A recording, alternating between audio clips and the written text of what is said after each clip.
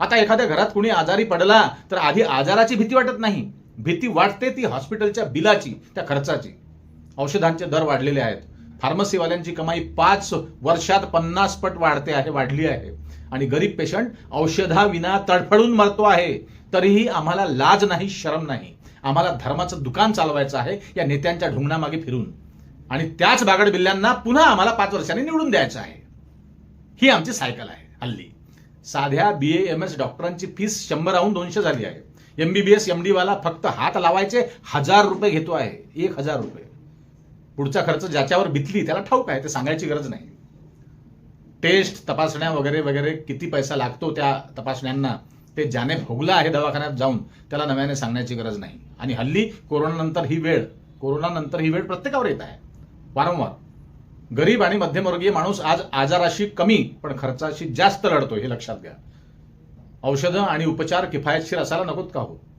हा नागरिकांचा अधिकार नाही का? त्यांचा हक्क नाही का? आता तुम्ही म्हणाल तुम्ही सरकारी रुग्णालयात का जात नाहीत? अंधभक्त काही म्हणतील की तुम्ही सरकारी दवाखान्यात जा. होय, तुमचं बरोबर आहे, पण काय सुविधा आहे? तुम्ही गेला होतात का कधी? शासकीय रुग्णालयात वेळेत उपचार होतो का? की माणूस मेल्यावर उपचार होतो हे तुम्हाला माहिती आहे. आणि डॉक्टर पोलिसांसारखे बोलतात. नर्स हंटर घेऊन फिरते पूर्ण हॉस्पिटलमध्ये शासकीय रुग्णालयात. त्या रुग्णालयात एखाद्या कैद्यासारखी पेशंटला वागणूक दिली जाते, ते अनेकांनी अनुभवलं आहे. एखाद्या नेत्याच्या लेकराला ऍडमिट करावं म्हणा सरकारी दवाखान्यात, मग समजेल. सगळीकडे घाण आणि दुर्गंधी पसरलेली असते. हे नेते, आमदार, खासदार, मंत्री, संत्री फक्त बाताळ्या मारण्यात व्यस्त असतात. आणि तुम्ही फक्त एखाद्या मठ्ठासारखे घरी बसून त्यांच्यावर टाळ्या ठोकत असता. हाच तुमचा धंदा होऊन बसलेला रोजचा. हल्ली सर्वात मोठा मुद्दा कोणता असेल मंडळी, तर तो आहे शेतकऱ्यांचा.